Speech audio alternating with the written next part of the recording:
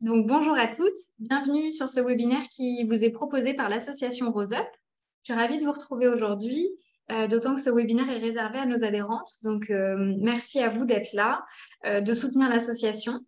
C'est grâce à vous que Rose Up peut continuer toutes ses actions, à savoir l'information avec le Rose Magazine qui est disponible dans les centres de soins, avec l'accompagnement en soins de support dans les maisons Rose Up de Paris et de Bordeaux en présentiel, et puis comme on le fait aujourd'hui à distance via les webinaires de Ma Maison Rose Up. Et dernière action, et pas des moindres, les actions de plaidoyer avec la défense des droits des femmes touchées par un cancer. Donc merci à vous de nous soutenir et de nous accompagner sur nos missions. Aujourd'hui, on est là pour parler nutrition avec Julie. Je me présente aussi parce que peut-être que certaines sont là pour la première fois. Je suis Benjamine, chargée de mission et d'accompagnement pour Ma Maison Rose Up. C'est donc moi que vous avez par téléphone si vous appelez Ma Maison Rose Up et avec moi que vous échangez par mail.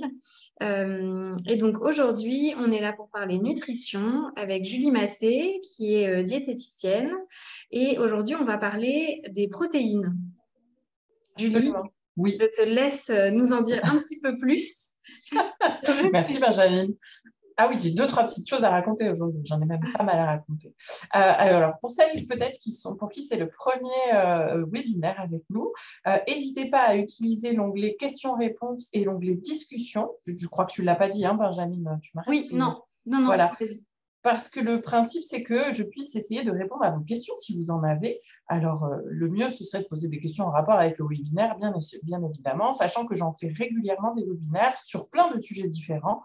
Donc, si aujourd'hui, on n'aborde pas le sujet qui vous intéresse le plus, ce sera peut-être la semaine prochaine ou la semaine d'après. Je reviens très souvent. Donc, n'hésitez pas à utiliser ces onglets questions-réponses. Je vais donner pas mal de recettes aujourd'hui. Donc, Benjamin, si tu voudrais bien me laisser pouvoir faire un partage d'écran, Ça y est. peut-être que c'est le bon moment pour vous attraper un papier, un stylo, si jamais vous voulez noter quelques-unes des recettes que je vais donner, sachant que je ne ferai pas la cuisine devant vous. Vous voyez, je suis dans mon cabinet. Je n'ai pas de cuisine dans mon cabinet, malheureusement. Voilà. Voilà pour la préparation. Et oui, aujourd'hui, le thème, ce sont les protéines. Et c'est un thème super intéressant et super riche parce que vous allez voir, les protéines, c'est un nutriment essentiel de notre alimentation et encore plus lorsque l'on a un cancer, il est encore plus important à ce moment-là. Donc, il va falloir on en parle et qu'on en discute pour que je vous aide à savoir comment est-ce qu'on l'intègre dans notre alimentation et comment est-ce qu'on fait pour que ce soit bien intégré et bien régulier dans notre alimentation. Alors, il y a Annabelle qui nous dit qu'elle n'a pas de son. Est-ce que tu m'entends bien, toi, Benjamin? Oui, oui, je t'entends Oui. bien. Est-ce que d'autres ont un problème de son? Annabelle, est-ce que vous avez bien mis le son au maximum, réglé à la fois sur Zoom et sur votre ordinateur? Parce que parfois, on oublie l'un ou l'autre. Bon, parfait. Alors, si Pour le c'est reste, c'est OK, OK. merci à toutes. Alors, pourquoi est-ce qu'on parle des protéines dans le cadre de Ma Maison Rose Up? Parce qu'en fait, la plupart d'entre vous, vous avez souvent entendu parler du sucre, des aliments qui sont bons ou mauvais pour vous, du jeûne, machin. Et pourquoi est-ce qu'on parle des protéines? Parce que pour de vrai, c'est probablement le nutriment le plus intéressant et le plus important auquel on va devoir faire attention lorsque l'on découvre ce cancer. Les protéines, alors je vais vous expliquer comment ça marche, tout ça, comment c'est fabriqué, comment est-ce que notre corps s'en sert. Mais les protéines, c'est un nutriment que l'on retrouve dans la plupart des aliments que l'on mange. Et c'est un nutriment qui est extrêmement important parce que c'est un nutriment c'est une espèce de brique, si vous voulez. Ça nous permet de fabriquer beaucoup de choses différentes dans notre corps, notamment nos muscles. Mais pas seulement, ça nous permet aussi de fabriquer certaines hormones, par exemple. Et vous savez que notre corps a beaucoup besoin de ces hormones pour fonctionner correctement. Ça nous permet de fabriquer vraiment énormément de choses différentes dans notre corps. Ça nous permet de fabriquer l'ADN. Enfin bon, voilà. C'est vraiment essentiel pour notre corps. Et ces protéines, on en a un besoin qui est augmenté lorsque l'on a un cancer parce que, en fait, les cellules, elles vont très vite. Vous l'avez vu, lorsqu'on a un cancer, les cellules cancéreuses, elles se démultiplient encore plus vite que d'habitude. Et du coup, il nous faut encore plus de protéines pour pouvoir continuer à fabriquer tout ce tissu, tout ce corps dont on a besoin. Donc, c'est hyper important. Ces protéines, elles sont aussi très importantes dans la lutte contre la maladie. J'ai besoin d'avoir une quantité de protéines assez importante dans mon corps pour pouvoir lutter contre la maladie et aussi pour pouvoir continuer à fabriquer assez de muscles. Et le muscle me permet surtout de lutter contre, si je suis en traitement, par exemple, si je suis en traitement de chimiothérapie, le muscle va pouvoir me permettre de lutter contre la nocivité de ce traitement. Et plus je vais avoir un bon corps bien musclé, et moins je vais avoir d'effets secondaires la plupart du temps, et mieux je vais me sentir en forme et mieux je vais récupérer après mes traitements. Donc c'est important, hein, c'est pas quelque chose qui est d'une petite, c'est pas une petite histoire, c'est vraiment le centre du problème. Donc ces protéines, elles sont extrêmement importantes. Cette question, on va retrouver très souvent lorsque vous allez discuter avec votre oncologue. Il va souvent vous dire, attention, lorsque l'on est en traitement, par exemple en chimio particulièrement, ce n'est pas le moment de perdre du poids. Oui, il a raison, ce n'est pas le moment de perdre du poids. Pour quelle raison? Et d'en prendre non plus d'ailleurs. Il faut essayer de rester le plus stable possible. Et pourquoi ce n'est pas le moment de perdre du poids? Parce que il peut se passer quelque chose si je perds du poids, et souvent quand je vais être en traitement, je peux perdre du poids un peu rapidement parce que je peux avoir des effets secondaires compliqués à gérer, parce que pour 1000 raisons différentes. Et il peut se passer des choses qui peuvent être assez difficiles à supporter pour notre corps lorsque je suis dans cette perte de poids pendant les traitements. C'est ce qu'on appelle la dénutrition. C'est-à-dire que je vais tellement fatiguer mon organisme qu'il va devoir utiliser pour survivre les protéines et qu'il va s'en servir comme carburant, alors que ce n'est pas un carburant du corps. Vous l'avez vu, c'est plutôt une brique de construction du corps. Malheureusement, ce qui se passe, c'est que si je ne mange plus assez et que je perds trop de poids, mon corps n'aura plus le choix que d'aller utiliser les protéines comme carburant. Et malheureusement, ce n'est pas leur rôle. Et elles ne sont pas là pour ça. Ce qui va faire que je ne vais plus en avoir assez pour continuer à fabriquer mon muscle, pour être en forme, pour fabriquer mes hormones, pour plein de choses différentes. Et en plus, comme j'ai du mal à manger, l'alimentation ne va pas me ramener ces protéines qui me manquent. Et cette dénutrition, elle est très, très, très mauvaise. On fait très attention justement à ce que vous ne vous trouviez pas dans un état de dénutrition. C'est extrêmement important pour nous, pour que vous restiez le plus en forme possible, c'est d'éviter cette dénutrition. En plus de ça, cette dénutrition, cette perte de poids, elle va aussi souvent engager une sarcopénie, c'est-à-dire une perte de votre muscle. Non seulement le corps va utiliser comme carburant les protéines qui voguent dans votre corps parce qu'elles sont apportées par l'alimentation, mais il peut aussi aller grignoter dans vos muscles. C'est très souvent ce qui se passe lorsque l'on perd du poids très vite. Pour les gens qui arrêtent de s'alimenter et qui perdent une dizaine de kilos, ou qui ont du mal à s'alimenter et qui perdent une dizaine de kilos en quelques semaines, par exemple, vous êtes sûr que ça n'est pas que du gras que vous avez perdu, c'est aussi vos muscles qui se sont perdus. Et d'ailleurs, vous le percevez souvent quand vous avez un début de malnutrition parce que vous avez l'impression de plus avoir d'énergie et de plus avoir de force dans vos jambes et dans vos bras. Vous avez l'impression que votre corps est mou et que vous perdez du muscle. C'est exactement ce qui se passe. Et cette dénutrition, nous, on ne l'aime pas et on veut y faire très attention. Donc, on veut que vous continuiez à manger le plus possible pour l'éviter. Et pour pouvoir l'éviter encore plus, eh bien, le fait d'avoir une bonne alimentation riche en protéines va vous aider à lutter contre cette dénutrition. La sarcopénie, c'est la perte du muscle. C'est aussi quelque chose auquel on va faire très attention. Parce que cette perte de muscle, je vous l'ai dit tout à l'heure, elle est importante. Le muscle, il est important pour pouvoir continuer à faire des choses, ne serait-ce que se lever, pouvoir cuisiner, monter des escaliers chez nous. Tout ça, c'est important d'avoir des muscles pour faire ça. Et aussi pour gérer la nocivité de votre traitement. Donc, cette sarcopénie, cette dénutrition, c'est des choses auxquelles on doit faire très attention, nous, professionnels de santé. Ce qui se passe aussi, il n'y a pas que pendant les traitements que ça peut être problématique.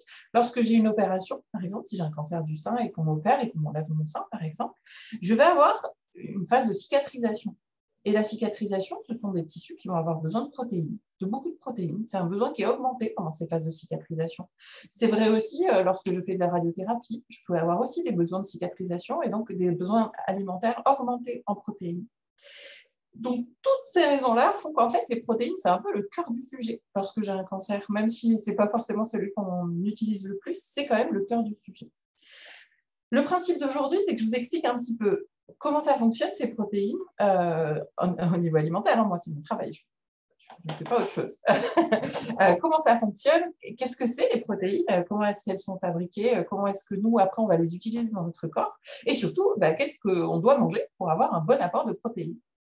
Alors, pour celles qui ont déjà vu des webinaires avec moi, vous savez, je vous ai déjà expliqué. Et pour celles qui n'ont jamais vu, je vais vous expliquer le principe.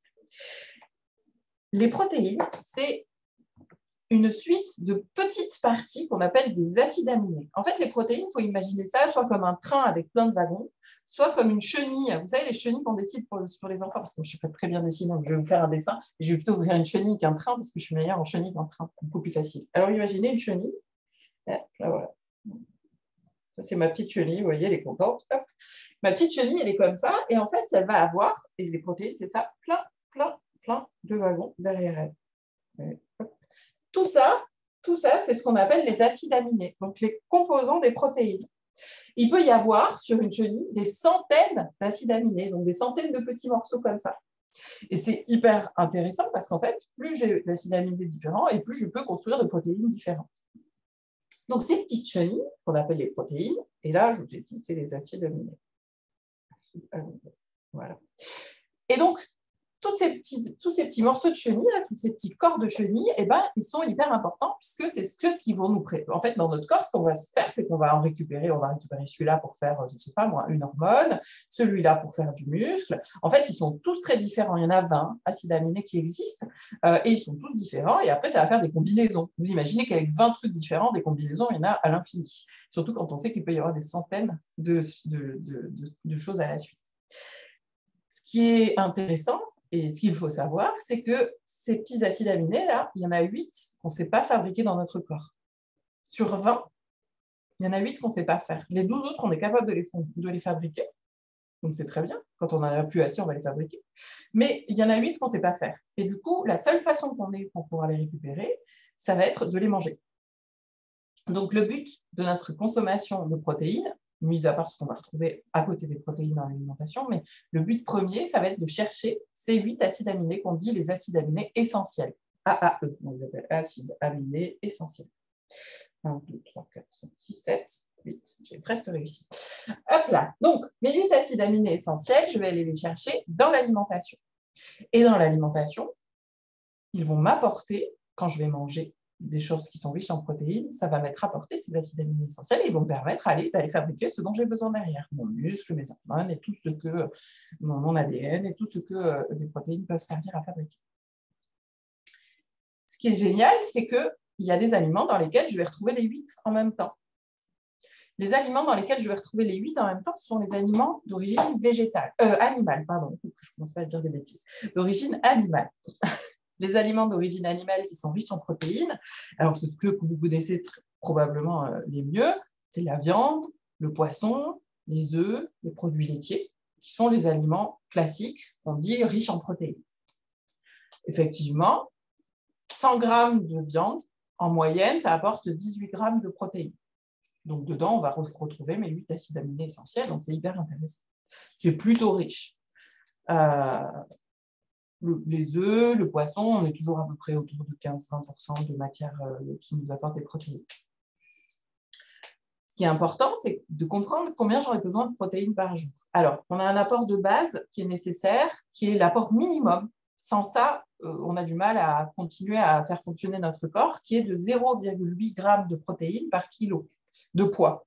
C'est-à-dire que quelqu'un qui fait 70 kg, eh bien, il faudra lui apporter, alors je suis nulle en calcul mental, il faudra lui apporter 0,8 fois 70 pour pouvoir avoir ce nombre de protéines nécessaires dans la journée. Mais ça, c'est le besoin minimal, c'est le besoin de protecteur. 56 grammes.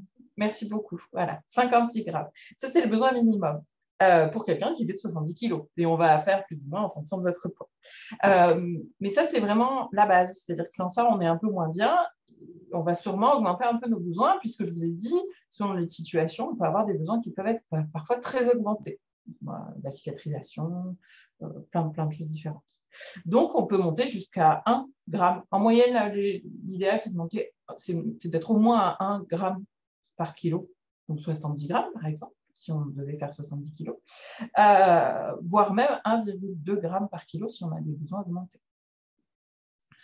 Et du coup, si mon steak de 100 grammes m'apporte 18 grammes, vous vous rendez bien compte que mon steak, il ne va pas suffire. Je ne vais pas manger de quoi m'apporter 70 grammes de protéines avec mon steak. Je vais le manger avec plein d'autres aliments. C'est pour ça qu'on a de la chance, des protéines, il y en a dans tous les aliments qu'on mange. Donc, on va en retrouver plein dans la viande, le poisson, les œufs, les produits laitiers, qui sont des aliments qu'on consomme généralement régulièrement. Mais on va aussi en retrouver dans le monde végétal. va retrouver dans tout ce qu'on mange, dans les légumes, dans les fruits, dans les céréales, dans les légumineuses. Vraiment, en fait, il n'y a pas d'aliments dans lesquels il n'y a pas de protéines. Ou très peu, si, les matières grasses, il n'y en a pas. Mais c'est les seuls, quoi. Les autres, il y a des protéines partout. La différence avec les protéines végétales par rapport aux protéines animales, c'est que ces fameux 8 petits acides aminés essentiels, ils ne sont pas tous présents dans le monde végétal. En fait, ils sont présents, mais pas tous en même temps. Dans le monde animal, ils sont tous là en même temps. Dans le monde végétal, ils ne sont pas tous là en même temps. Par exemple, lorsque je mange des pâtes, imaginons que je mange des pâtes, du blé donc, il va y avoir que 6 de ces acides aminés essentiels à l'intérieur. Donc les pâtes, elles ne m'apportent que cela. Et lorsque je vais manger des lentilles, par exemple, qui sont des légumineuses, là, les lentilles, je vais faire la chenille des lentilles. Et la chenille des lentilles, elle va m'en amener 7. La bonne nouvelle, c'est que ce n'est pas les mêmes. En fait, les 2 qui manquent là, ils sont présents là. Et celui qui manque là, il est présent là. Donc, c'est super bien parce que ça veut dire que si je mange dans la même journée des pâtes et des lentilles, par exemple, eh ben, ça va faire des apports qui sont très similaires à la viande ou au poisson. Et ça, c'est chouette parce que ce qui nous importe, ce n'est pas tant de manger que des protéines, c'est de manger surtout ces acides aminés essentiels dont on a besoin. Parce que c'est ça qui compte, en fait. Les autres protéines, malheureusement, on n'en aurait presque pas besoin parce qu'on sait les fabriquer. Donc, c'est hyper intéressant de se dire que dans le monde végétal, si je mange des choses différentes les unes des autres, ça va pouvoir me permettre de m'apporter aussi des protéines presque aussi intéressantes que celles de la viande. Et oui, absolument, Cindy, il faut faire les bonnes combinaisons. C'est ce qu'on appelle la complémentation. Ce qui est très rigolo, c'est que pour de vrai, dans le monde entier, on fait ça depuis toujours, les complémentations. L'alimentation végétarienne, ça existe dans le monde entier depuis la nuit des temps. C'est d'ailleurs ça qui nous a permis de survivre probablement sans manger des animaux tous les jours. Si je vous dis un pays qui est très connu et qui mange végétarien, enfin pour une base d'alimentation végétarienne pour une partie de sa population, c'est l'Inde. En Inde, la base alimentaire des gens qui sont végétariens sont les lentilles, ce qu'on appelle le dal de lentilles. C'est un mélange de lentilles avec des herbes, des épices, des échalotes ou des oignons et puis souvent du lait de coco et du riz. C'est la base alimentaire, c'est ça. Et ça marche bien du coup, puisque c'est mes légumineuses dont je parlais tout à l'heure et mes céréales dont je parlais tout à l'heure, qui se complètent complètement ensemble. Mais ça existe dans absolument toutes les cultures du monde. Et c'est rigolo parce qu'on ne s'en est jamais trop rendu compte tant qu'on ne s'est pas posé la question, mais en fait, ça existe dans toutes les cultures du monde. Quand je vais, par exemple, en Amérique du Sud, la base alimentaire de l'Amérique du Sud, ça peut être, on va dire, plutôt le maïs. Ça vient de là-bas, le maïs. Donc, c'est une céréale, le maïs. Et les légumineuses qu'on va retrouver en Amérique du Sud, c'est plutôt les haricots rouges, par exemple. Donc, c'est plusieurs sortes de haricots différents, mais plutôt les haricots rouges. Et bien, c'est pareil. Céréales, légumineuses, on est bon. Ça fonctionne. Sans aller très, très loin, si on va rien que chez nous, traditionnellement, on avait quasiment tous des soupes avec des haricots. D'ailleurs, on a les haricots de toutes les régions en France. Si vous êtes un peu... Moi, c'est des aliments que j'aime beaucoup, les légumineuses. Et si vous êtes un peu curieux, vous savez que des haricots, il y en a dans toutes les régions. Par exemple, en Charente, il y a les mogettes. Par exemple, dans le Gers, il y a les haricots tarbés. Enfin, chacun revendique son haricot un petit peu. Les cocos de Paimpol. Voilà, les cocos de Paimpol. Enfin, voilà. Dans les régions en France, vous avez quasiment des haricots dans chaque région. Des lentilles, d'autres légumineuses, mais c'est souvent des haricots. Et c'est marrant parce que, en fait, la base alimentaire chez nous, c'est plutôt le blé. Donc, c'est le pain. Donc, chez nous, on mangeait du pain et on mangeait la soupe avec les haricots à l'intérieur. Et ça aussi, c'était ce qui allait nous apporter aussi beaucoup de protéines pour nos repas. Et ça a été la base de notre civilisation. Enfin, sans le chou, les haricots et le pain, on ne serait pas là. Et c'est vraiment l'essentiel. On tuait un poulet une fois par semaine ou peut-être une fois par mois quand on n'avait pas beaucoup de moyens. Le reste du temps, on mangeait des haricots, quoi. Donc, ça veut dire qu'on peut fonctionner complètement avec ces aliments-là sans aucune difficulté. Donc, c'est vraiment intéressant. Alors, c'est une très bonne question, Marie-Aline. Comment est-ce qu'on fait quand on ne supporte pas ces légumineuses? Alors, il y a plusieurs types de légumineuses. Il y a les haricots, par exemple, dont on vient de parler, qui sont plutôt des légumineuses qui sont un peu difficiles à digérer parce qu'elles ont plusieurs peaux la plupart du temps. Ce qui est important, c'est justement de gérer ces peaux. Alors, le mieux, c'est de les faire tremper 24 heures. Je sais, c'est un peu long, un peu embêtant. Mais quand on a du mal à les tolérer, c'est l'idéal. Je les fais tremper 24 heures, je les rince bien, ça va faire partir la première peau. Et ensuite, il faut une très longue cuisson. Le mieux, c'est de le cuire avec une cocotte minute, si on peut. Ça va plus vite. C'est des cuissons qui prennent 3 heures, hein, parfois, lorsque l'on les cuit. Mais par contre, plus je vais les cuire, mieux ce sera. Je peux mettre un petit peu de bicarbonate de soude dans l'eau de cuisson. Ça peut aider aussi à diminuer un petit peu. En fait, c'est le soufre qui va être produit. Ça va diminuer un petit peu les composés soufrés et ça va permettre d'avoir un petit peu moins de gaz. Après, ce qui se passe, c'est qu'il y a beaucoup de fibres dans ces aliments. Et ces fibres-là, nos bactéries intestinales, elles aiment beaucoup s'en nourrir, en fait. Donc, si j'ai tendance à avoir des bactéries assez efficaces dans mon intestin, eh bien, oui, je risque d'avoir un peu des gaz. Et plus il y a de peau, et plus je vais avoir de gaz. Les lentilles, par exemple, sont moins embêtantes pour ça, parce qu'il n'y a pas ou peu de peau sur les lentilles. Si vous prenez les lentilles corail, par exemple, qui sont des lentilles justement dans lesquelles on a enlevé la peau. En fait, les lentilles corail sont des lentilles blondes dont on a enlevé la peau. Donc, en fait, il n'y a quasiment plus aucune peau. Et celles-là, elles sont très bien tolérées. C'est assez vrai aussi pour les pois cassés, dont on a aussi enlevé une partie de la peau. Et ça, en général, c'est assez bien toléré aussi. Et ensuite, on a souvent des quantités de tolérance. Alors, on peut en manger une certaine quantité et ça va, on n'a pas trop de gaz. Et puis, dès qu'on dépasse une certaine quantité, on risque d'avoir encore plus de difficultés de digestion. Et ça, il faut se trouver au fur et à mesure du temps. On va voir. Les recommandations, c'est 2 fois par semaine, hein, les légumineuses, donc on n'est pas censé en manger tous les jours non plus. Moi, par exemple, qui ai du mal à les digérer, 2 fois par semaine, il ne faut pas plus. Sinon, je serais comme vous, j'aurais mal au ventre. Mais je sais que, voilà, sur les 2 fois par semaine, je privilégie peut-être une fois des lentilles et puis une fois un autre pour que ce soit un peu plus facile à digérer pour moi, par exemple. En tout cas, c'est des aliments qui doivent être très, très, très bien cuits. Donc, c'est extrêmement important parce que c'est vrai que s'ils ne sont pas bien trempés et pas assez cuits, alors là, c'est vraiment très difficile à digérer pour certaines personnes. N'empêche que s'il y a des vrais super aliments à manger dans notre alimentation, c'est ça. Donc, vous en privez pas si vous les tolérez bien parce que c'est vraiment des aliments intéressants. Non seulement ils apportent beaucoup de protéines, mais ils apportent aussi beaucoup de fer, ils apportent des glucides intéressants. Enfin, c'est vraiment des super aliments. Donc ça, dans le monde végétal, on va aller rechercher ce type d'aliments-là.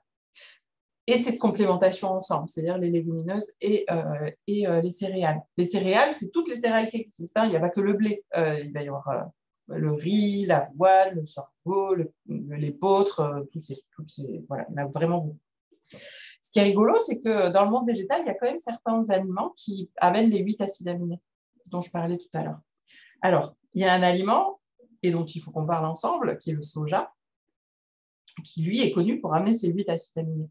Malgré tout, on sait que pendant les cancers, ce n'est pas recommandé d'avoir des consommations de soja importantes, voire même pas du tout dans certains types de cancers, dans les cancers hormonodépendants. On vous le déconseille aussi si vous êtes sous hormonothérapie. Effectivement, ça fait partie des recommandations qu'on a aujourd'hui, d'éviter d'avoir ces consommations de soja qui sont riches en phytoœstrogènes, donc qui apportent aussi des œstrogènes qui viennent du monde végétal et qui peuvent avoir des interactions avec nos propres œstrogènes. Donc, on va essayer de ne pas en consommer si on est sous hormonothérapie ou d'en consommer peu si on a un cancer hormonodépendant. Donc, ce soja, même s'il est intéressant, on va éviter d'en consommer dans ces cas-là. Sinon, le reste du temps, on peut complètement en consommer. Ce qui est intéressant avec les protéines végétales, c'est qu'elles ne sont pas liées à du gras, alors que les protéines animales sont toutes reliées à du gras. Chaque fois que vous mangez des protéines animales, il y a du gras avec, dans l'œuf, dans le poisson. Et parfois, ce n'est pas que du bon gras. Quand vous mangez, par exemple, de la viande rouge, il y a beaucoup de protéines, mais par contre, c'est du mauvais gras qui va avec. Donc, c'est bien d'avoir plein de sources différentes de protéines. Mis à part ce soja, qui amène donc les 8 acides aminés essentiels, mais qu'il faut éviter de consommer dans certaines situations. Il y en a d'autres, des aliments qui apportent aussi qui sont végétaux et qui apportent aussi les 8 acides aminés essentiels. Il y a le quinoa, par exemple, et le sarrasin. Alors, on a une question sur le soja. Ouais. Marie-Paul demande si c'est vrai pour toutes les formes de soja. Alors, il y a une subtilité, malgré tout, comme c'est compliqué parce qu'on va dans une composition particulière, c'est une subtilité que je ne vais pas développer. Voilà. Il vaut mieux se dire, je ne mange pas de soja. Et puis, on ne se pose pas trop de questions. Plutôt Donc, que de se que dire, ce soit dans les yaourts, ouais, le tofu, les choses comme ça. Enfin, ouais. Ok. Le tofu, la sauce soja, les crèmes à base de soja, tous les plats qui remplacent la viande et qui peuvent être faits à base de soja et tout ce qui va être produit laitier à base de soja, enfin produit laitier assimilé à base de soja, on va éviter. Voilà, tout simplement. On va rester sur l'idée que c'est quelque chose qu'on n'est pas censé consommer. D'accord. Voilà. Alors, si on consomme une fois par mois un petit truc, voilà, c'est pas la fin du monde, mais le moins j'en consomme, le mieux c'est.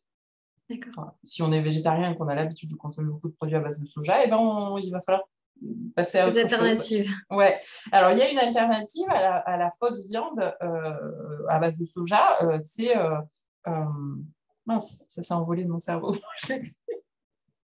C'est la même chose. C'est des ersatz de viande, mais c'est à base de blé. Mince.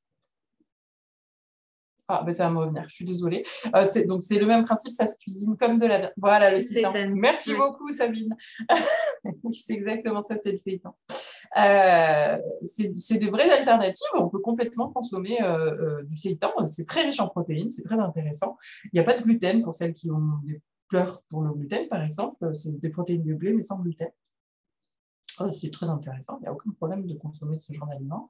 On a une certaine chance aujourd'hui, c'est que lorsque l'on a des difficultés ou qu'on n'a plus envie de consommer des produits animaux, viande ou poisson ou œufs, ce qu'on retrouve parfois dans certains choix personnels alimentaires, on a quand même des offres alimentaires de remplacement de ces aliments-là qui sont riches en protéines, qui est quand même très importante. Il existe de plus en plus d'offres qui se rapprochent des apports alimentaires de la viande, de toute façon, et qui sont très proches. Donc voilà, c'est complètement entendable et c'est pas forcément du soja à chaque fois. Donc ça, c'est plutôt bien.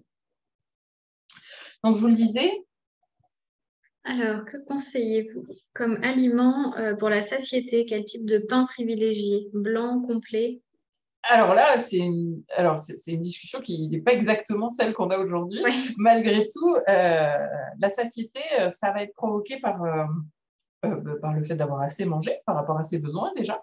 Donc, la première des choses, c'est est-ce que je mange assez à mon repas? Ça, c'est une vraie question, première question. La deuxième des choses, c'est est-ce que les aliments que je m'apporte sont nutritifs? Effectivement, le pain complet ou les pains aux céréales vont être plus nutritifs que le pain blanc, qui est un pain qui est déjà presque prédigéré, donc un peu moins intéressant. Et d'ailleurs, si on prend l'habitude de manger des aliments complets ou semi-complets, on va avoir souvent moins besoin de manger en quantité. Donc, on voit bien que ça joue un peu. Et ce n'est pas complètement faux, ça va jouer aussi avec les protéines. Les protéines sont une source de grande satiété dans notre corps parce que c'est le seul aliment qui est digéré dans notre estomac. Et donc, en fait, ça fait rester dans l'estomac beaucoup, beaucoup, beaucoup plus longtemps, les aliments. Donc, en général, lorsque je vais manger des protéines en assez grande quantité à mon repas, je vais avoir moins besoin de manger sur ce repas-là, ou en tout cas moins vite derrière, parce que ça va me provoquer de la satiété. Et vous avez raison, la satiété, c'est aussi une question de temps. Si je mange vite, je vais avoir du mal à percevoir ma satiété, parce que les messages corporels hormonaux de satiété prennent environ 20 minutes. Donc, si je mange en moins de 20 minutes, je vais avoir du mal à sentir que j'ai assez mangé. Souvent, je vais même aller plus loin, c'est-à-dire j'aurais trop mangé à la fin du repas. Il y a une autre chose qui joue sur la satiété, et puis après, c'est la petite parenthèse satiété, c'est le sommeil. Si je dors assez, j'aurai une meilleure satiété parce que l'hormone de la satiété est produite pendant le sommeil principalement. Donc, je vais avoir mieux mon sommeil sera, mieux je sentirai la satiété dans ma journée. C'est souvent pour ça que les gens qui dorment pas bien prennent du poids. Voilà, vous savez tout sur la satiété, ou Voilà. tout parti, en tout cas, c'était un petit clin d'œil sur la satiété. Donc, sur ces aliments qui m'amènent des protéines, donc je vous ai dit, il y a certains aliments végétaux qui m'emmènent pas mal de protéines, je vous ai dit le sarrasin, le quinoa, le soja. Ce qui est pas faux aussi, ce sont les algues. On n'y pense pas beaucoup, nous, dans notre société. C'est vrai que ce n'est pas quelque chose qu'on mange régulièrement, les algues. Et pourtant, c'est hyper nutritif. Alors, je sais qu'il y a de plus en plus de production d'algues sur nos côtes et d'algues alimentaires. C'est des trucs qui sont plutôt sympas à manger. Moi, j'en ai goûté plein, des chips à base d'algues. Enfin, moi, je trouve ça plutôt sympa, mais moi, je suis un peu curieuse dans l'alimentation, donc je vais essayer des trucs. Les algues, c'est plutôt bon à manger. Donc, c'est plutôt intéressant. Ça, c'est pareil. Pas de gras avec les algues, quasiment pas. Bon, selon les préparations, il peut y en avoir un peu plus ou un peu moins. Donc, c'est plutôt super intéressant comme aliment. Vous savez qu'il y en a certaines qui amènent plein d'autres bons nutriments, comme du fer pour la spiruline, par exemple, ou voilà, d'autres nutriments intéressants, du sélénium, enfin, plein de choses différentes. Donc, les algues, c'est un chouette aliment. Des salades d'algues, ça peut être très, très bon. Enfin, voilà, je vous laisse tester. N'hésitez pas à aller au resto pour tester ce genre de choses, pour commencer avant de le cuisiner vous-même, pour avoir des idées, et puis pour savoir si, en termes de texture, ça vous parle ou pas, parce que c'est quand même des textures particulières parfois. Voilà, les algues, ça peut être aussi des aliments intéressants. Il n'y a pas que les algues qui vont être source de protéines intéressantes aussi, il y a les oléagineux qui peuvent être source de protéines intéressantes. Alors, c'est pareil, tout ça, c'est des aliments qui vont être source de protéines, mais de plein d'autres choses en même temps. Les oléagineux, c'est les noix, les noisettes, les amandes, les pistaches, tous ces aliments dont on peut faire de l'huile, qui sont donc source de beaucoup, beaucoup de matières grasses, mais plutôt des matières grasses intéressantes, voire très intéressantes. Et aussi de protéines. Donc, c'est vachement chouette de pouvoir manger ce genre d'aliments. Les recommandations sur les oléagineux, aujourd'hui, c'est une poignée par jour. Et je pense qu'il n'y a pas beaucoup de monde qui le fait, une poignée par jour. Et pourtant, voilà, c'est un aliment qui est vraiment complet, qui nous apporte plein de choses intéressantes. Il ne faut pas hésiter à essayer de l'utiliser. Descendre le piège.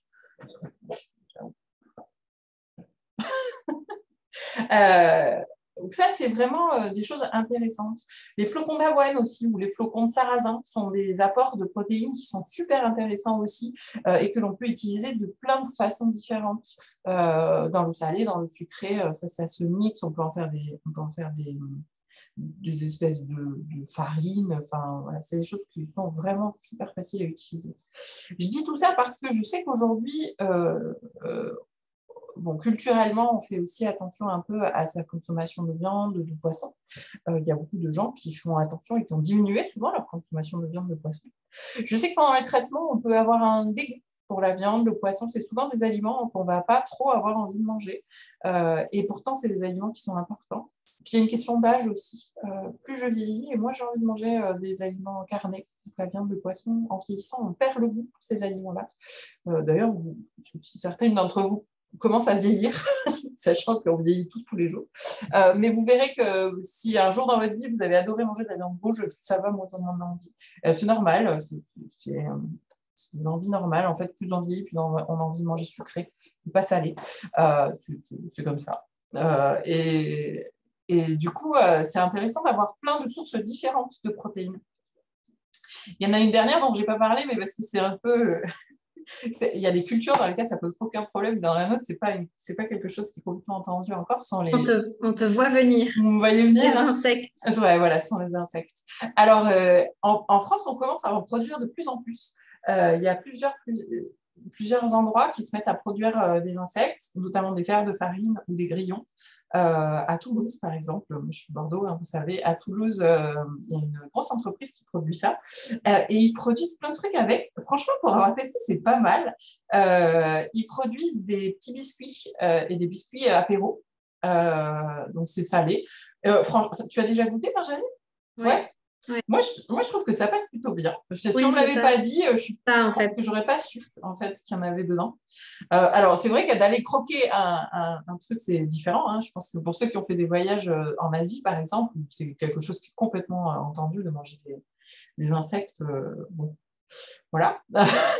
Et c'est pas la même chose de croquer dans un grillon ou de manger Ouais, quelque chose avec de au la moins, farine. exactement, ça fait pas du tout le même effet. Et du coup, c'est des trucs qui sont hyper protes en fait par rapport à des biscuits apéro traditionnels.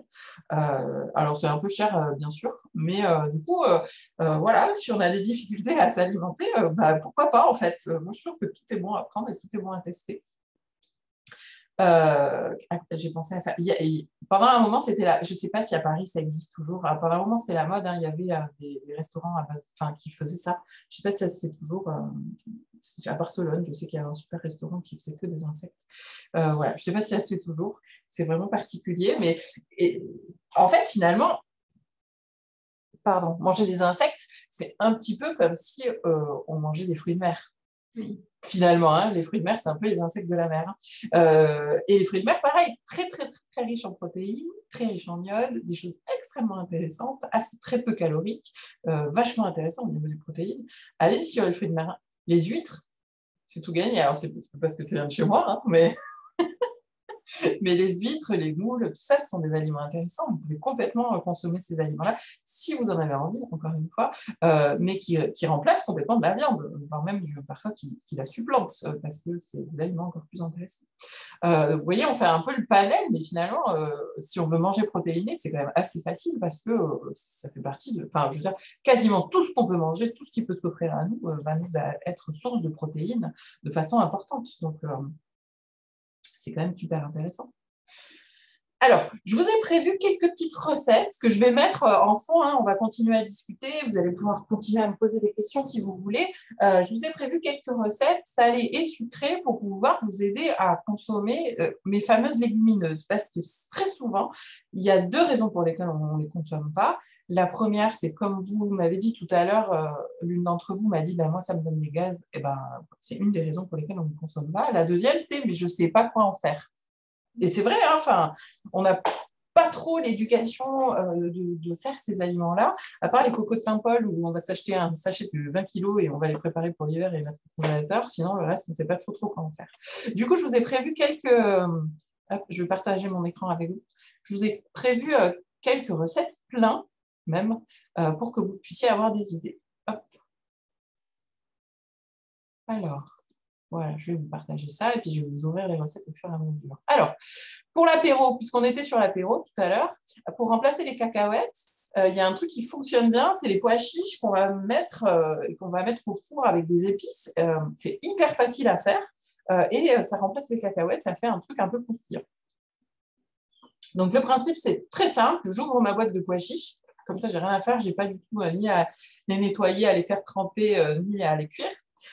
Et je vais bien les égoutter, soit entre deux feuilles de sopalin, soit dans un torchon, hein, voilà, c'est encore mieux dans un torchon. Et je vais simplement mettre mes pois chiches dans un saladier, ajouter un petit peu d'huile et mettre toutes les épices que j'aime. Bon, moi, je mets des trucs différents, hein, chacun met ce qu'ils en ont envie. Je vais vraiment bien secouer mon saladier et ensuite, je vais mettre ça à plat sur du papier sulfurisé dans le four. C'est vraiment tout bête à faire. Hein. Et je mets ça au four pendant une vingtaine de minutes. Ça va s'assécher, ça va devenir croustillant et ce sera assez proche. Alors, pas quand même sur la cacahuète, mais ce sera assez proche de la sensation de la cacahuète. Un petit peu comme, je ne sais pas si vous avez déjà goûté les petits pois au wasabi, mais c'est un peu le même principe. C'est un truc qui va croustiller un peu puis qui va être un peu parfumé selon ce que vous aurez mis comme épices. Ça, c'est hyper facile à faire. Vous pouvez les faire à l'avance et vous pouvez les avoir dans un Tupperware et les utiliser quand vous avez envie de grignoter, par exemple, ou quand vous avez quelqu'un qui passe à la maison. Alors, ça, c'est pour l'apéro. Qu'est-ce que je... Alors, vous pouvez vous faire des soupes. Ça y est, on rentre dans la saison des soupes, même s'il va faire, je ne sais pas, à Paris. Mais nous, à Bordeaux, cette semaine, apparemment, on va avoir encore l'été. Donc, mais c'est pas grave. Il y a un petit redoux, mais c'est pas grave. Ouais, j'ai fait ma première soupe hier, moi, donc pour moi, ça y est, c'est la saison des soupes est partie. N'hésitez pas à ajouter avec vos légumes des légumineuses qui vont remplacer la pomme de terre dans vos soupes. C'est-à-dire qu'elles vont apporter ce côté un peu onctueux et agréable qu'on va avoir avec la pomme de terre, mais en amenant beaucoup plus de protéines et en amenant un peu plus de fer, un peu plus de choses intéressantes. Par exemple, là, je vous fais une soupe de courgettes, donc c'est tout bête, hein, c'est des courgettes, un peu de pois chiches, pareil, en conserve, un peu de chèvre frais, de la menthe. Je coupe mes courgettes, je les fais cuire à l'eau. Dans le blender, je vais mixer ou avec un mixeur plongeant, je vais mixer mes courgettes et je vais ajouter une boîte de pois chiches dedans. C'est pas très compliqué. Le fromage, la menthe, et ensuite un peu d'eau de cuisson. Et voilà, j'ai déjà ma soupe, elle est faite. Ça m'a pris pas très longtemps, normalement, 10 minutes, un quart d'heure. C'est vraiment pas très difficile à faire. Vous allez voir, je vais souvent vous donner des recettes à base de pois chiches parce que c'est un aliment qui est très facile à utiliser. Et puis, c'est un aliment qui est mangé pas mal au Liban, par exemple, dans le Maghreb. C'est un aliment qu'on consomme pas mal. C'est pareil, ça emmène beaucoup de protéines, c'est assez intéressant. Alors, celui-là, je vais vous le laisser à l'écran pendant un moment. C'est les falafels. Alors, pour ceux qui ont déjà goûté des vrais falafels, c'est les pois chiches, donc on prend sec, là, pour le coup, qui ne seront pas cuit, et qu'on va mixer, puis mélanger avec de la menthe, de l'ail, des oignons, enfin plein de choses. Hein. C'est la même base que ce que je vous propose, sauf que moi, les miens, je les fais cuire au four au lieu de les faire revenir à l'huile. Du coup, c'est moins gras, c'est plus facile à digérer. Par contre, ça ne se conserve pas. Pour le coup, les falafels au four, il faut les faire et les manger. Voilà. Sinon, après, ça devient mou et pas très agréable à manger. Le principe, c'est vraiment voilà, d'avoir la solution pour utiliser ça. Les falafels, pour ceux qui n'en ont jamais mangé, c'est une base, c'est vraiment une base alimentaire au Liban. Ça se mange dans du pain. Donc, ça se mange dans des sandwichs avec plein de légumes autour, souvent carottes, salades, choux rouges, enfin plein de légumes, et une sauce au yaourt. C'est vraiment un aliment de base dans la culture juive, par exemple, parce que justement, ce sont des protéines végétales et pas des protéines animales. Et alors, pour ceux qui n'en ont jamais mangé, essayez parce que c'est très bon. C'est vraiment quelque chose de très parfumé, très agréable à manger. Alors, je vous le laisse. Non, Julie, ce que je voulais proposer, c'est si jamais tu m'envoies Ouais, les recettes, ouais. je les déposerai, vous les aurez comme support sur votre espace, ma maison Rose Up. Ah bah, carrément, je vais te les envoyer. Je C'est te tout les enverrai tout à l'heure. dans un fichier, comme ça, vous n'avez pas forcément à noter vite. Je vous les partagerai d'ici demain, votre espace. Absolument. Alors, j'ai d'autres soupes à vous proposer. Hop là, par exemple, j'ai la soupe de lentilles corail. Alors, celle-là, c'est ma soupe préférée. Mm. Celle-là, tu l'as déjà goûtée toi aussi, Benjamin? J'ai déjà fait des soupes de lentilles corail, donc ouais, Celle-là, elle déboîte. d'accord. Je Ok, partage ma recette avec vous, je suis très gentille. Parce que celle-là, je peux vous dire elle a fait des heureux dans un paquet de soirées. Oui, on fait des soirées soupes. Oui, on a vieilli. Et celle-là, elle est hyper bonne parce qu'elle est très parfumée et elle réchauffe beaucoup parce que du coup, il y a un peu d'épices à l'intérieur, un coup de gingembre, des choses, enfin beaucoup, il y a du gingembre, des choses qui vont réchauffer pour l'hiver. Donc celle-là, elle est très sympa. Et c'est pareil, les lentilles, là, pour le coup, en termes de digestion, c'est comme si vous mangiez des pommes de terre. Hein. Il n'y a pas de stress avec ça. Et celle-là, elle est très, très bonne aussi. Il y en a une autre aussi avec des lentilles. Hop là, qui est le cappuccino de lentilles. C'est le même principe, on fait une soupe avec des lentilles et là on ajoute une espèce de chantilly salé par-dessus. C'est très très bon, ça aussi. Ça, je l'ai fait en atelier à la Maison Rose à Bordeaux. C'est peut-être très très bon aussi, ça fonctionnait bien. Et ok, donc là on a plat, on a entrée, on a apéro. On peut avoir aussi apéro avec des terrines, les terrines végétales qui remplacent le pâté. C'est des choses qui vont. Donc là-dedans, on va retrouver le céleri aux champignons, on va retrouver des haricots blancs, on va retrouver des noix de cajou. Donc on va retrouver plusieurs sources de protéines intéressantes. J'en ai une autre avec des lentilles corail aussi terrible. Donc ça se mange comme un cake. Ça va se manger avec une salade. Et là-dedans, c'est pareil, on va retrouver des lentilles corail et des œufs. Donc, c'est une bonne source de protéines aussi. On a une question de Marie-Christine, Ouais. justement sur les légumineuses en boîte. Est-ce qu'il faut toujours les rincer? Alors, si on a des difficultés de digestion, oui, c'est mieux de les rincer. Après, non, ce n'est pas obligatoire. Attention, je rebondis, Marie-Christine, du coup, très bien. Avant de les rincer, veillez à bien récupérer le jus qu'il y a dans la boîte. L'aquafaba, justement, elle en parle, elle demande si c'est sans risque. Absolument, c'est complètement sans risque. Vous pouvez complètement le consommer. On fait une et je mousse vais au vous chocolat. donner une recette de mousse au chocolat pour aller avec. Alors, elle est où ma recette de mousse au chocolat? Elle est là. Hop là. L'aquafaba, c'est l'eau de cuisson en fait des pois chiches par exemple. Alors les haricots rouges, ça marche aussi, mais ça va faire un truc un peu coloré. Mais c'est pas grave, ça marche très bien. Pour ceux qui s'en sont jamais servis, cette eau de cuisson en fait, elle est riche en amidon. Et sa particularité, c'est qu'on peut la monter comme des blancs. Donc, on va la mettre dans un mixeur et ça va monter comme des blancs en neige. Et alors, c'est magique parce que du coup, c'est extrêmement léger. Ça n'apporte quasiment aucune calorie, quasiment rien. Il y a juste un petit goût de sel que l'on ne va pas retrouver Enfin, si, qu'on va retrouver parce qu'on met souvent du sel pour les blancs d'œufs, mais qui est un petit peu plus présent parce que c'est quand même un petit peu plus salé. On peut en faire une mousse au chocolat, mais on peut faire plein d'autres choses avec. Pour de vrai, on peut s'en servir comme des blancs d'œufs. Donc c'est infini, on peut en faire tout ce qu'on veut en fait. Mais en mousse au chocolat, ça marche très bien. Et moi, je ne fais plus que de la mousse au chocolat comme ça. On ne sait même plus quel goût ça a, la vraie mousse au chocolat chez moi. Et ce qui est super avec celle-là, c'est qu'il n'y a pas de temps d'attente. En fait, vous faites monter l'eau des pois chiches, par exemple. l'eau de la boîte de pois chiches, vous la faites monter en neige, donc dans votre mixeur ou avec un mixeur à main. Bon, avec la main si vous êtes très courageux. Ça marche aussi. Une fois qu'elle est montée, vous avez juste fait fondre du chocolat à côté. Vous prenez un chocolat noir plutôt bon, hein, si vous aimez le chocolat noir, ou un chocolat au lait, si vous préférez le chocolat au lait, vous mettez ce que vous aimez. Mais simplement du chocolat. Il n'y a pas besoin de rajouter quoi que ce soit d'autre, même pas de beurre ni rien. Prenez simplement le chocolat que vous faites fondre et vous mélangez cette espèce de blanc monté avec le chocolat. Vous mettez ça dans des petites verrines et vous mettez ça au frais. 1 heure après, vous pouvez les manger. Il n'y a rien à faire. Ça ne périme pas parce que vous savez que la mousse au chocolat, il faut la manger dans les 24 heures parce qu'il y a des blancs d'œufs et des jaunes d'œufs pas cuits.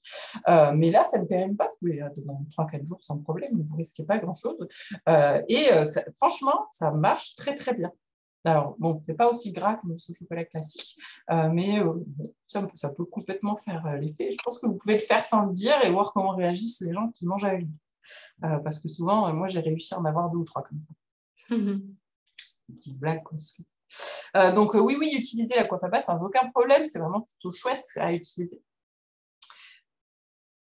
Et ensuite, je vous ai trouvé des trucs pour le petit déjeuner aussi. Vous voyez, j'ai des idées de protéines à chaque repas. Et alors, c'est parfait parce que quand on en manque, il faut en manger régulièrement. Et quand on manque de satiété ou quand on a des problèmes de poids, avoir des protéines aussi à chaque repas, ça aide souvent à avoir moins besoin de manger pendant la journée. Donc, pour celles qui parlaient de ces difficultés de poids, ça fait partie des choses qui peuvent être intéressantes pour vous. Alors, au petit-déj, alors ça, c'est un atelier que j'avais fait sur les petits déjeuners dans le monde. Et les frittatas, c'est des trucs que l'on va retrouver, je ne sais plus dans quel pays, je ne vais pas dire de bêtises. Ah voilà, c'est en Italie. Le principe, c'est de faire une espèce de grosse omelette dans laquelle on va mettre beaucoup d'herbes, en fait. Donc, ça va donner quelque chose d'un peu végétal. Et dedans, alors là, par exemple, on va rajouter du saumon, mais on met ce qu'on veut. Ça va faire quelque chose d'un peu épais. Un peu le principe de la tortilla, mais sans les patates, quoi. Voilà. Le principe, c'est ça. C'est vraiment une omelette. C'est très intéressant d'avoir ces aliments-là. Là, le saumon a amené beaucoup d'oméga 3, donc c'était encore plus intéressant. Ça faisait une source de protéines vraiment riche. On a une question de Martine qui demande s'il y a un risque à manger trop protéiné. Alors oui, il y a un risque si on mange trop protéiné parce que c'est fatigant pour les reins de gérer les protéines en trop grande quantité. Malgré tout, pour manger trop protéiné, il faudrait faire du camp. C'est-à-dire il faudrait ne manger que des protéines et rien d'autre à côté. Donc, avant que vous soyez en train de manger que des tranches de jambon et des blancs de poulet, il y a quand même une marge. Sur les apports de protéines végétales, on est sur des apports qui sont assez petits en quantité. Par exemple, pour avoir 18 grammes de protéines avec du quinoa, il faudrait manger quasiment 1 kilo de quinoa. Donc, voilà, l'équivalent d'un steak en quinoa, on n'est pas loin du kilo. Donc, avant qu'avec les protéines végétales, avant d'être en trop plein de protéines, il va falloir y aller. Hein. Il va falloir manger pas mal dans la journée quand même. Donc, soyez rassurés sur ça. Il n'y a pas de risque à court terme. C'est vraiment… En fait, si vous regardez comment mangent les sportifs, par exemple, qui font de la musculation, ils mangent genre 3 bancs de poulet et 6 œufs au petit déjeuner. Voilà. Là, ils commencent à taper pas mal dans les protéines. Tant que vous n'en êtes pas là, je pense que vous avez un peu de marge avant de manger trop de protéines. Mais c'est une vraie question, c'est intéressant parce que du coup, comme je ne vous parle que de ça, c'est normal que vous posiez cette question. Donc, merci de l'avoir posée. Pour ceux qui ont un peu du mal avec les œufs et le saumon au petit déjeuner, concevoir, je vous propose quelque chose d'un peu plus sucré. Alors, c'est du porridge. Je vous ai dit tout à l'heure, les flocons d'avoine, les flocons de sarrasin, tout ça, c'est des choses qui sont très riches en protéines. On a 15% quand même de protéines, hein, donc c'est pas rien, ça commence à être vraiment intéressant. Ça, c'est un truc assez simple. Le porridge, c'est un truc qu'on mange depuis très longtemps pour le petit déjeuner dans les pays anglo-saxons surtout. En fait, on fait simplement cuire les flocons d'avoine. Ça peut se faire avec des flocons de sarrasin pour ceux qui ont des difficultés avec le gluten, par exemple, parce que vous savez que dans l'avoine, il peut y avoir du gluten. Et là, voilà, on le mélange avec plein d'autres choses. On peut le faire avec du lait végétal, on peut le faire avec du lait normal, on fait ce qu'on veut. Ça tient bien au corps. C'est pareil pour les gens qui ont des difficultés de satiété. Ça fait partie des choses qui vont vous donner beaucoup de satiété parce que ça demande un temps de digestion un peu long. Donc ça, c'est intéressant aussi. Et qu'est-ce que je vous avais prévu d'autre ? Pour celles qui ont tendance à grignoter dans la journée, je vous ai prévu des barres de céréales, pareil au flocon d'avoine, sans sucre ajouté. Et dedans, vous avez aussi plein de fruits à coque. Vous mettez un peu ce que vous voulez dedans. Ce qui est chouette, c'est pareil, c'est que ça, ce sont des choses qui sont des petits goûters qui peuvent être riches en protéines, pas trop riches en sucre, parce que moi, j'en mets assez peu.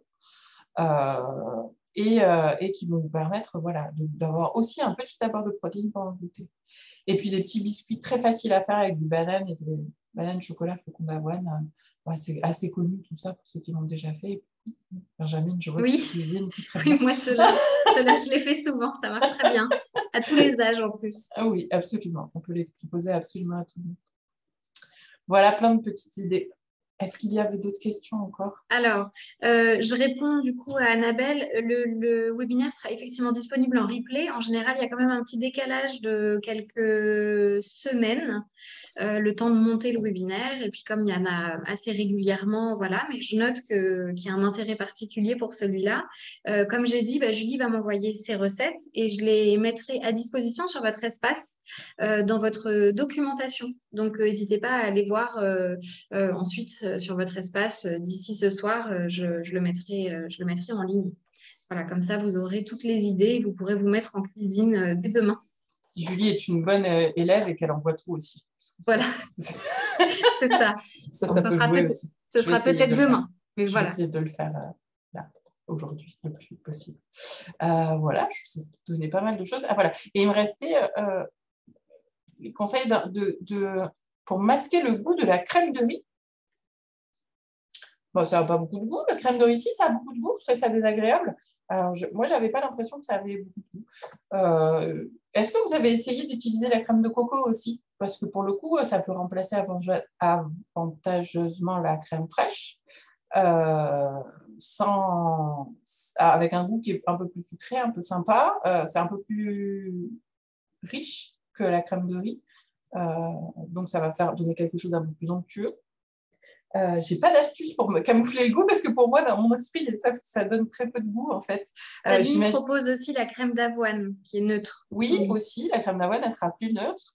Après, c'est toujours la même chose. Hein, les épices, les herbes, ce sont les choses qui vont nous donner le plus de goût.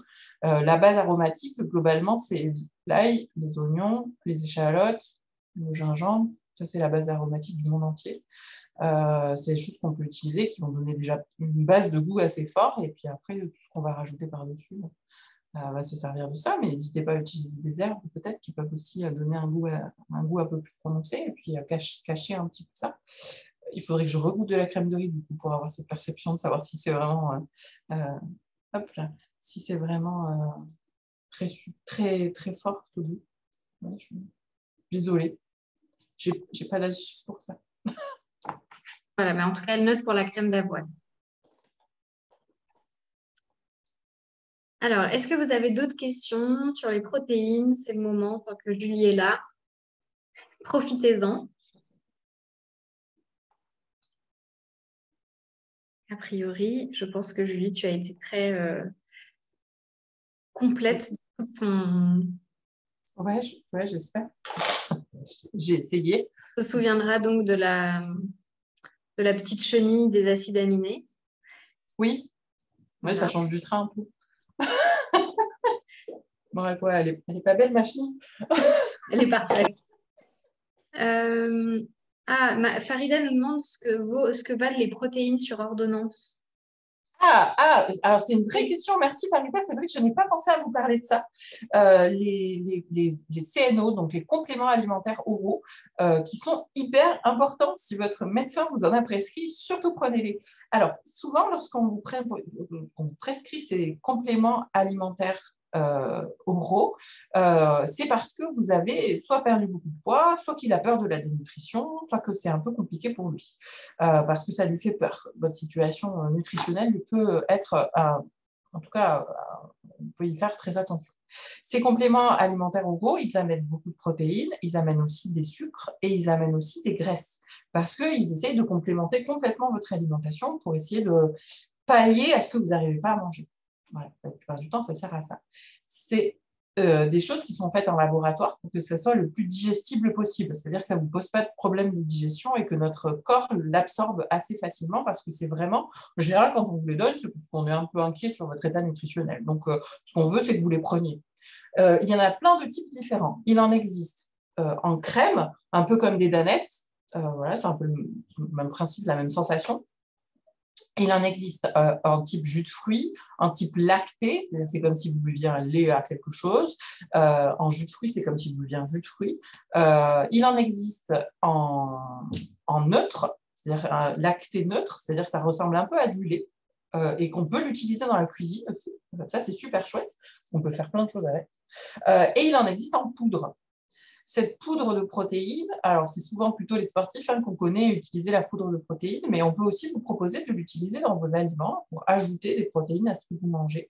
C'est super, en termes nutritionnels, c'est calculé pour être parfait en fait, et souvent, lorsque le médecin va vous en donner, ou que c'est à la clinique ou à l'hôpital où vous êtes suivi qu'on va vous en donner, c'est parce que la diète a fait des calculs pour être sûr de vous apporter ce dont vous avez besoin et qu'elle a choisi ce qui vous correspond. Donc, c'est vraiment très intéressant et en termes de valeur, c'est l'idéal puisque c'est ce qui est calculé pour vous.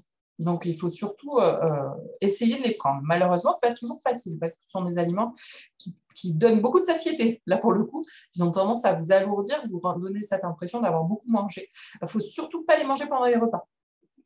Le principe, c'est de les manger en dehors des repas ou à la fin d'un repas si jamais c'est une crème. Mais la plupart du temps, c'est plutôt en dehors des repas qu'on vous conseille de les manger parce qu'ils sont censés venir en plus des repas et pas pallier le repas que vous ne prenez pas. Mais il en existe sous d'autres formes. Je sais qu'il y a même des plats tout prêts avec des soupes.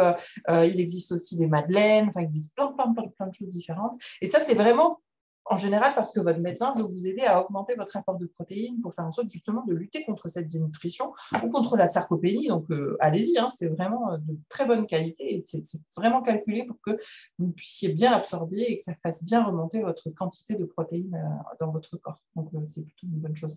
Et là, pour le coup, c'est sûr, il y a les 8 acides aminés à l'intérieur. Super. Merci pour la question. Effectivement, Farida, je pense que c'était important de soulever. Merci Farida, et je vais me le marquer pour la prochaine fois que je ferai cet atelier, qu'il faut que je pense à vous en parler. Et on a une dernière question d'Anne qui demande s'il existe des aliments crus protéinés. C'est la même chose. Okay. Les protéines n'ont pas besoin d'être cuites particulièrement pour pouvoir être digérées. Alors, il y en a certaines qui sont mieux digérées cuites et d'autres qui sont mieux digérées crues, mais quand on parle des légumineuses, il faut qu'elles soient cuites. Parce qu'il y a d'autres choses dans la légumineuse qui va être nocif pour nous si on les mange crus, par exemple. Mais quand on parle de l'œuf, par exemple, l'œuf, la meilleure digestibilité de l'œuf, c'est le blanc cuit et le jaune pas cuit. Donc, le jaune d'œuf cru ne pose aucun problème, c'est même plutôt très bien et très facilement digérable comme ça. Voilà. Donc, il n'y a pas de raison d'algues. Ouais, il n'y a pas de raison que ça ait besoin d'être absolument cuit pour être mieux digéré. La cuisson, c'est plus lié à la toxicité. On va éviter de manger trop de viande crue, par exemple, qui peut être dangereuse à cause de bactéries. Surtout quand on est en traitement, on fait attention à ça. C'est un peu comme pour certains d'entre vous, si vous avez eu des enfants, comme quand vous êtes enceinte, vous faites bien attention à ne pas manger des aliments qui sont dangereux au niveau bactériologique.